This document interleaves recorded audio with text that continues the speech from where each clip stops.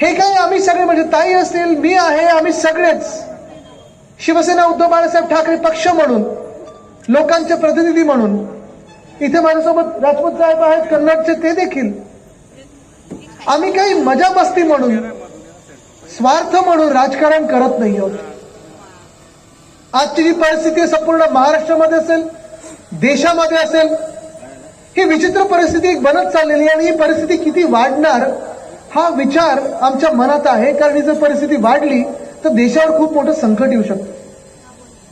आज आपण जर पाहिलं तर काश्मीर ते कन्याकुमारी, महाराष्ट्र ते बंगाल, संपूर्ण महाराष्ट्र, संपूर्ण देश अस्थिरता पाहत आहे. खास करून जिथे जिथे भाजपची राज्य आहेत किंवा भाजप प्रणित राज्य आहेत तिथे अस्थिरता ही खूप मोठ्या प्रमाणात दिसायला लागलेली आपल्याला.